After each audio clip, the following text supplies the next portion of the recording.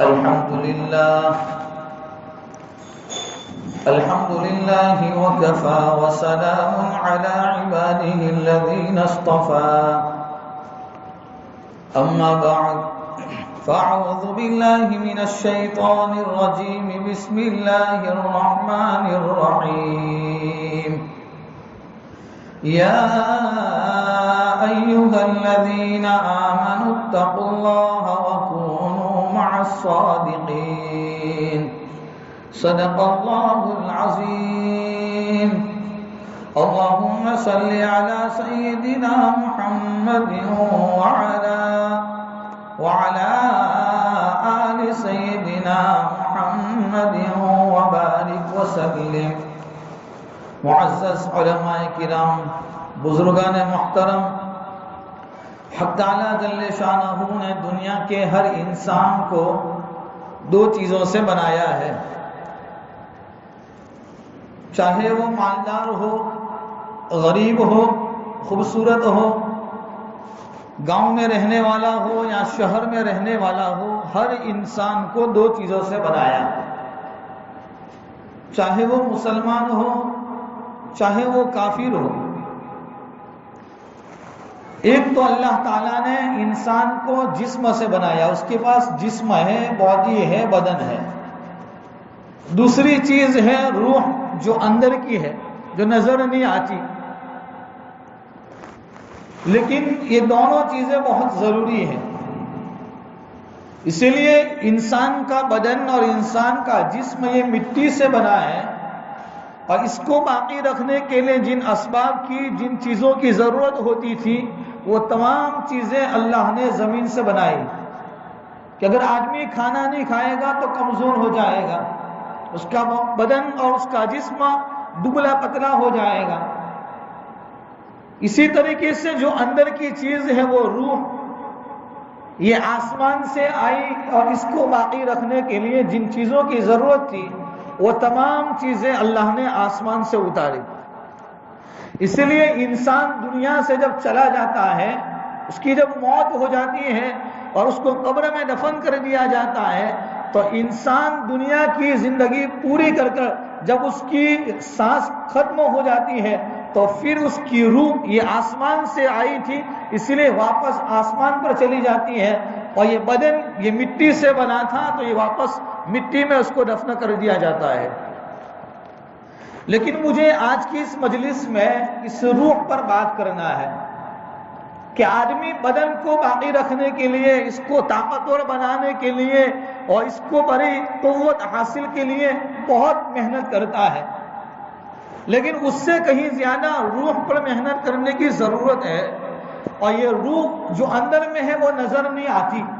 اسی لیے یہودیوں نے جناب نبی کریم صلی اللہ تعالی علیہ وسلم سے کچھ سوالات کیے تھے، ان میں ایک سوال یہ بھی کیا تھا وَيَسْأَلُونَكَ عَنِ الرُّوحِ، کہ یہ لوگ آپ سے پوچھتے ہیں روح کیا چیز ہے؟ تو اللہ تعالیٰ نے قرآن کریم میں آیت اتاری قُلِ الرُّوحُ مِنْ أَمْرِ رَبِّي، اے نبی آپ کہہ دیجئے کہ روح یہ میرے رب کا ایک حکم ہے۔ اسی لیے ہم دیکھتے ہیں دنیا میں جب کرنسی چلتی ہے، 500 کی نوٹ ہے، 1000 کی نوٹ ہے، تو جب یہی 1000 کی نوٹ جس دن اعلان ہوا کہ 1000 کی نوٹ اب 12 بجے کے بعد بند ہو جائے گی، حالانکہ نوٹ پہلے بھی وہی تھی، بعد میں بھی وہی ہے، فرق کیا ہوا کہ گورنمنٹ کا جو اندر میں حکم تھا وہ حکم اس نے واپس لے لیا ہے، اسی لیے اب یہ کاغذ کا ٹکڑا بن گیا، اب اس کی حیثیت بدل گئی، اس کی عظمت نکل گئی، اب اس کی وقعت نکل گئی۔ اگر پہلے 12 بجے سے پہلے یہ 1000 کی نوٹ اگر کوئی چھوٹا بچہ اگر اس کو پھاڑتا تو گھر کا بڑا آدمی اس کو مارتا تھا، اس کو دانت دپت کرتا تھا، لیکن اب 12 بجے کے بعد گورنمنٹ کا لو آ گیا، اس کا رولز آ گیا، گورنمنٹ کا حکم آ گیا، تو اس کی حیثیت بدل گئی، اب اس کو ہر آدمی اس کو ہاتھ میں لے کر اس کو اڑاتا ہے، ہر آدمی اس کو پھینکتا ہے، اس کی کوئی وقت نہیں، اب ہر آدمی اپنے جیب سے نکال کر لوگوں کے درمیان میں اس کو پھینکنا شروع کرتا ہے۔ اسی طریقے سے انسان بنا ہے جسم سے، روح سے، جب یہی انسان اپنی زندگی پوری کر لیتا ہے تو پھر اس کی کوئی حیثیت نہیں ہوتی۔ اگر یہی انسان اس کو تھوڑی تکلیف ہو جاتی ہے گھر کے سارے افراد پریشان ہو جاتے ہیں. اگر بیٹے کو تکلیف ہو گئی ماں باپ پریشان ہے، دادا دادی نانا نانی سارے افراد پریشان ہو جاتے ہیں. لیکن جب اندر سے روح نکل گئی، اب کوئی بیٹا نہیں بولتا، کوئی شوہر ایسا نہیں کہتا کہ میری بیوی کا انتقال، یہ مرحومہ ہے، اس مرحوم کے جنازے کو اٹھاؤ، اس میت کو اٹھاؤ، اس لاش کو اٹھاؤ. حیثیت بدل گئی. ارے بھائی 1 منٹ پہلے تم اس کے لیے کتنی محنتیں کرتے تھے، ڈاکٹروں کے پاس جاتے تھے، حکیموں کے پاس جاتے تھے، علماء کے پاس جاتے تھے، بزرگان دین کے پاس جاتے تھے، ان کے لیے دعائیں کرواتے تھے. لیکن جہاں روح نکل گئی حیثیت بدل گئی. تو میرے کہنے کا مقصد یہ ہے کہ انسان کے بدن میں جو روح ہے اس روح کو بنانے کی ضرورت ہے. اور جس طریقے سے آدمی بیمار ہو جاتا ہے، آدمی کمزور ہو جاتا ہے، تو پھر آدمی کو بخار آ جاتا ہے، اس کو پاس بہترین سے بہترین کھانے کی چیزیں رکھو، اس کو کھانے میں مزہ نہیں آئے گا، ٹیسٹ نہیں آئے گا. کیوں؟ بخار ہے، زبان میں کرواہٹ ہے، اس کو نزلہ ہو گیا ہے، کھانسی ہو گئی ہے. تو یہاں پر بھی جس طریقے سے آدمی گناہ کرتا ہے، نافرمانی کرتا ہے، بدنظری کرتا ہے، زناکاری کرتا ہے، فلم دیکھتا ہے، تو پھر روح اتنی کمزور ہو جاتی ہے. آدمی قرآن پڑھتا ہے لیکن قرآن کی لذت اس کو محسوس نہیں ہوتی. نماز تو پڑھتا ہے، سجدے بھی کرتا ہے، لیکن سجدے میں جانے کے بعد جو سرور ملتا ہے وہ نہیں ملتا. تو یہ روح ہے، اس روح کو بنانے کی ضرورت ہے. آدمی روح پر محنت کرے گا تو پھر بدن کے سارے اعضاء صحیح چلیں گے. اس لیے جناب نبی کریم صلی اللہ تعالی علیہ وسلم نے فرمایا اذا صلحت صلح الجسد كله واذا فسدت فسد الجسد كله الا وهي القلب. ہر انسان کی باڈی میں ایک گوشت کا لوتھڑا ہے جس کو دل کہتے ہیں. اگر یہ صحیح رہتا ہے، یہ درست رہتا ہے، تو بدن کے سارے اعضاء درست رہتے ہیں. پھر آنکھ بھی صحیح کام کرے گی، زبان بھی صحیح الفاظ بولے گی، کان بھی اچھی باتوں کو سنیں گے، ہاتھ اور پیر بھی اپنا اچھے کاموں کے اندر استعمال ہوں گے. لیکن جہاں یہ بگڑ گیا وَإِذَا فَسَدَتْ فَسَدَ الْجَسَدُ كُلُّهُ، جب یہ گوشت کا لوتھڑا بگڑ گیا، جب یہ دل کا ٹکڑا بگڑ گیا، جب یہ قلب بگڑ گیا، تو یاد رکھو بدن کے سارے اعضاء بگڑ گئے، اعمال بگڑ گئے. پھر آدمی کتنی بھی محنتیں کر لے، آدمی کہتا ہے کہ میں پورا دن کماتا ہوں اور سب صبح سے شام تک کماتا ہوں، رات میں بھی کرایہ میں بھاڑے پہ جاتا ہوں، رات میں بھی دکانیں کھولتا ہوں، میرے پاس 1000 نہیں 50,000 کے تنخواہ آتی ہے، لیکن جب مہینہ ختم نہیں ہوتا اس سے پہلے پیسے ختم ہو جاتے ہیں، برکت نہیں ہوتی. کیا چیز ہے؟ ہر آدمی پریشان ہے. تو ہمیں کسی اور پر انگلی اٹھانے کے بجائے اپنی زندگی پر اور اپنے روح پر نظر کرنے کی ضرورت ہے، اپنے قلب پر نظر کرنے کی ضرورت ہے. کہیں میرے اعمال میں کوئی ایسے سوراخ تو نہیں آ گئے جس کی بنیاد پر میں ساری چیزیں کرتا ہوں لیکن وہ سوراخ کی وجہ سے اعمال کے اندر سے وہ نورانیت ختم ہو جاتی ہے. تو آدمی روح پر محنت کرے. قرآن کریم کی آیت کریمہ پر ہی یا ایھا الذین آمنوا اتقوا اللہ، اے ایمان والو تقوی اختیار کرو.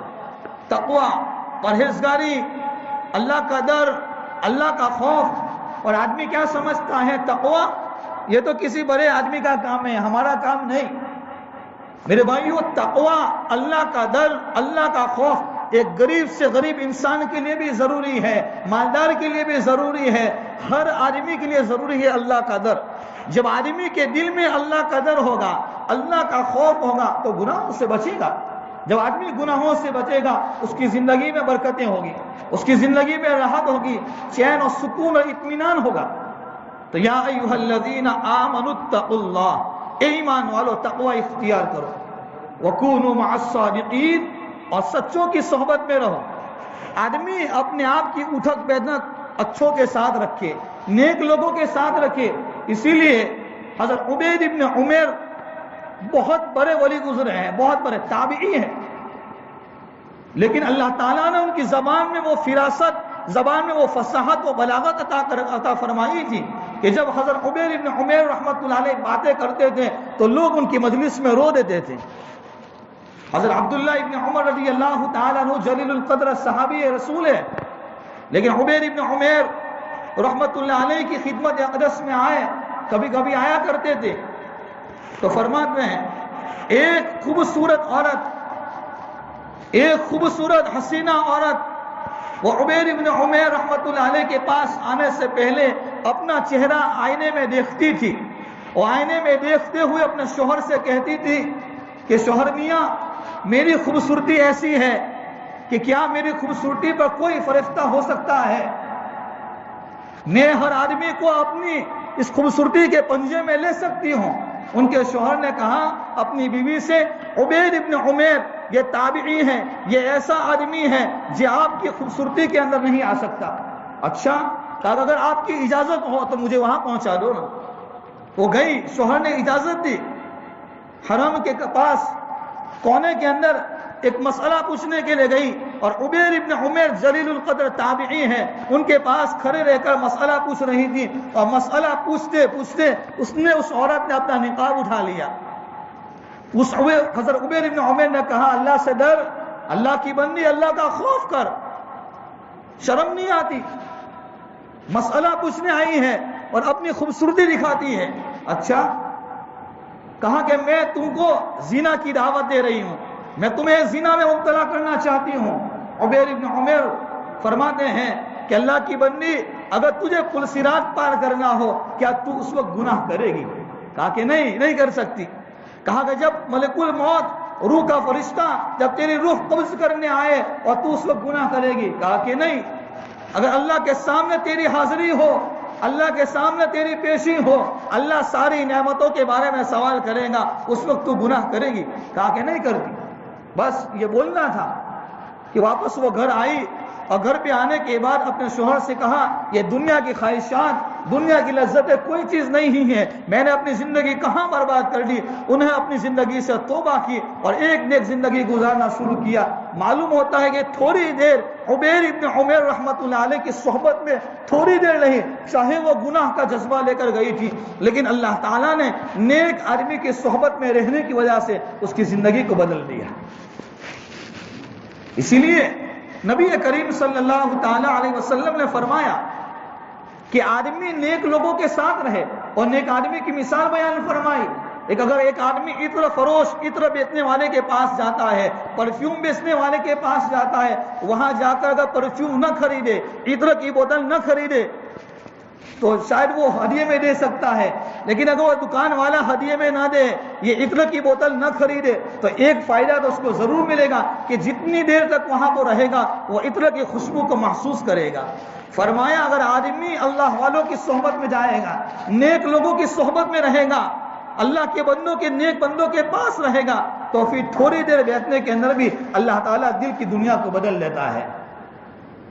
اسی لیے فرمایا صحبت سہلے تورا سہلے کنت اور صحبت تالے تورا تالے کنت. شیخ سعدی رحمت اللہ علیہ اپنے زمانے کے اندر جب غسل کرنے کے لیے جا رہے تھے تو اس وقت صابن کا اتنا نظام نہیں تھا جتنا ابھی ہے. تو فرماتے ہیں کہ اپنے زمانے کے اندر غسل کرنے کے لیے، اپنے بدن کو ملنے کے لیے مٹی کو لے کر آئے، اور اس مٹی سے اپنے بدن کو صاف کر رہے تھے، لیکن وہ مٹی کے اندر سے خوشبو آئی. تعجب میں پڑ گئے، مٹی میں خوشبو، اور وہ بھی گلاب کی خوشبو. کہا کہ ہاں، سوچ میں تعجب میں ہوئے. اللہ تعالیٰ نے اس مٹی کو بولنے کی طاقت دی، صلاحیت دی. مٹی میں سے آواز آئی سعدی، اس میں تعجب کی کیا بات ہے، گھبرانے کی کیا ضرورت ہے، سوچنے کی کیا ضرورت ہے؟ تو پھر کہا کہ کیا بات ہے، تمہاری خوشبو الگ ہے اور گلاب کی خوشبو الگ ہے، اور آپ کے اندر سے گلاب کی مہک اور گلاب کی خوشبو آ رہی ہے. فرمایا کہ میں گلاب کی صحبت میں رہ کر آئی ہوں، یہ مٹی میں وہاں کی ہوں جہاں گلاب کا پھول رہتا ہے، اس کا اثر ہے میرے اندر آ گیا. کہ کہا کہ مٹی اگر گلاب کے پاس رہتی ہے تو اس میں خوشبو آ جاتی ہے، اس میں اس کا اثر آ جاتا ہے. تو اگر انسان اللہ والوں کے پاس رہے گا تو کیا اس کی زندگی نہیں بدلے گی؟ یقیناً بدلے گی. لیکن ہمیں اپنی زندگی کو بدلنے کے لیے محنت کرنا پڑے گا. آنے والا رمضان کا مبارک مہینہ ہے، یہ رجب کا مہینہ ہے، شعبان کا مہینہ ہے، اس کے بعد رمضان کا مہینہ آ رہا ہے. میں آپ کو ایک پیغام دینا چاہتا ہوں آج کی مجلس میں کہ رمضان کا مہینہ آنے سے پہلے اپنی دل کی دنیا کو صاف کر لو. حسد سے، کینہ کپت سے، بغض و عداوت سے، دشمنیوں سے اپنی آنکھوں کی حفاظت کر لو، اپنے دل و دماغ کو پاک اور صاف کر لو، تاکہ آنے والے مہینہ، آنے والا رمضان کا مبارک مہینہ، برکتوں والا مہینہ، رحمتوں والا مہینہ، اس سے ہم اپنے آپ کو کچھ حاصل کر سکیں۔ کہیں ایسا نہ ہو زندگی میں بہت سارے رمضان آ کر چلے گئے، زندگی میں بہت ساری 15ویں شعبان آ کر چلی گئی، آدمی حسد میں رہتا ہے، کینہ کپت میں زندگی گزارتا ہے، آپس میں ناتعلقی پیدا کرتا ہے، اور اس بات پر مطمئن ہو کر بیٹھتا ہے جب 15ویں شعبان آئے گی نا میں بھائی کے پاس جا کر معافی مانگ لوں گا۔ آج آدمی کیا کرتا ہے؟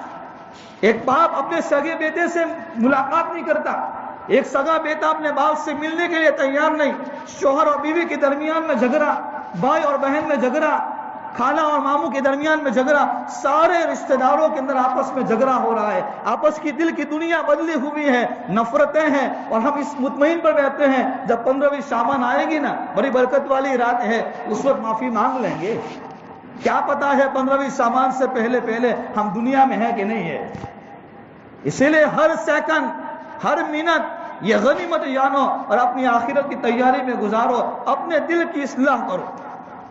اسی لیے جو پورا آدمی ہوتا ہے، اسی لیے ہمارے مشائخ نے تو فرمایا اگر آدمی اللہ والوں کی صحبت میں جاتا ہے، نیک لوگوں کی صحبت میں جاتا ہے، اس کے اندر بولنے کی کوئی طاقت نہیں ہے، کچھ نہ بولے، وہاں جا کر اللہ کے نیک بندوں کے پاس جا کر چاہے 5 منٹ بیٹھے گا، 5 منٹ میں اللہ تعالیٰ اس نیک بندے کا اثر سامنے والے کے دل پر پڑتا ہے، اس کا اثر پڑتا ہے۔ تو ہمیں دیکھنا چاہیے کہ ہماری زندگیاں کن لوگوں کے ساتھ گزر رہی ہیں۔ آدمی اپنے دوست کے دین پر ہوتا ہے، اپنے دوست کے مذہب پر ہوتا ہے۔ ہمارے بچے ان کی صحبت کن کے ساتھ ہے، ہماری بیوی کی اٹھک بیٹھک کن لوگوں کے ساتھ ہے، ہمارے گھروں کے افراد کی اٹھک بیٹھک کن لوگوں کے ساتھ ہے۔ کہیں ایسا تو نہیں ہے کہ اگر ہم اپنے گمان میں اچھا گمان رہ کر چل رہے ہیں اور ہمارے بچوں کی صحبت دوسرے غلط بچوں کے ساتھ ہے۔ اسی لیے علماء کے پاس جاؤ، علماء کی مجلسوں کو قائم رکھو، علماء کی مجلسوں میں بیٹھو، رمضان کے مبارک مہینے میں جہاں خانقاہیں لگتی ہے ان خانقاہوں میں جا کر اپنے قلب کی اصلاح کراؤ، اپنے دل کی اصلاح کراؤ۔ آدمی کے پیٹ میں درد ہوتا ہے، ایکس رے کے ذریعے سے پتہ چلتا ہے، آدمی کے بدن میں کوئی تکلیف ہے، سونوگرافی کے ذریعے سے پتہ چلتا ہے، لیکن ہمارے قلب میں، ہمارے دل میں حسد ہے، ہمیں کیسے پتہ چلے گا؟ اس کا ایکس رے کرانا پڑے گا اللہ والوں کے پاس جا کر، خانقاہوں میں جا کر۔ ہماری زندگی میں بغض ہے، دشمنیاں ہیں، آپس میں نفرتیں ہیں، اس کا ایکس رے نکالنا پڑے گا۔ جب وہ ایکس رے ہمارے سامنے آئے گا اللہ والے ہمیں بتائیں گے ارے تیری زندگی کہاں گزر رہی ہے۔ جب آدمی کو اپنی غلطی کا احساس ہوگا تو پھر اللہ تعالیٰ اس کی زندگی کو بدل دیں گے۔ اسی لیے خلاصہ کلام یہ ہے کہ رمضان کے مبارک مہینہ آنے سے پہلے ہم اس گمان میں نہ رہیں کہ 15ویں شعبان آئے گی اور اس وقت ہم معافی مانگیں گے۔ اس سے پہلے جن کے ساتھ ہمارا تعلق ٹوٹا ہوا ہے، جن کے بارے میں دلوں میں دشمنیاں ہیں، ان کے پاس جا کر اللہ کے واسطے معافی مانگ کر اپنے قلب کو پاک اور صاف کر لیں، تاکہ رمضان کی برکتیں اور 15ویں شعبان کی برکتیں اور رجب کے مہینے کی برکتیں یہ ہمارے دلوں پر پڑے، اس کی رحمتیں ہمارے دلوں پر پڑیں، تاکہ ہماری زندگیاں بدل جائیں۔ ایک کتا جو اصحاب کہف کے ساتھ رہا، ان غار والوں کے ساتھ رہا، تو اللہ تعالیٰ اس کو جنت کے اندر مقام دے دیں گے۔ تو کیا اگر ہم کوئی انسان ہیں، ہم ایمان والے ہیں، اگر ہم تھوڑی دیر کے لیے اللہ والوں کی صحبتوں کو لازم کریں گے اللہ زندگیاں بدل دیں گے۔ اللہ سب سے پہلے مجھے ہم تمام کو ان باتوں پر عمل کرنے کی توفیق عطا فرمائے، آخرت کی تیاری کی توفیق عطا فرمائے۔ اور ایک آخر میں ایک وظیفہ بتا کر جاتا ہوں۔ ہر آدمی پریشان ہے، ان پریشانیوں سے، حالات سے، مصیبتوں سے بچنے کے لیے ہر آدمی، بچہ ہو، نوجوان ہو، بوڑھا ہو، ہر آدمی، ہر انسان اپنے گھروں کے اندر مستورات کو بھی یہ پیغام پہنچاؤ کہ ہمارے گھروں کی مستورات بھی اور ہم بھی 24 گھنٹے وضو کی حالت میں رہنے کا اہتمام کریں۔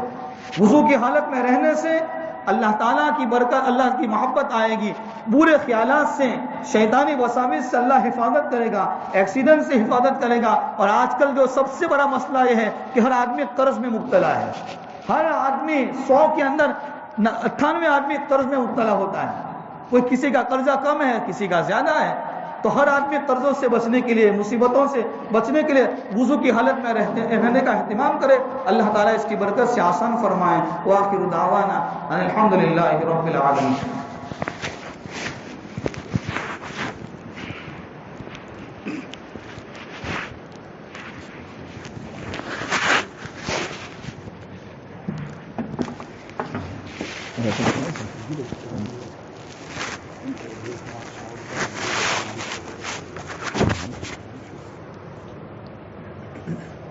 چلو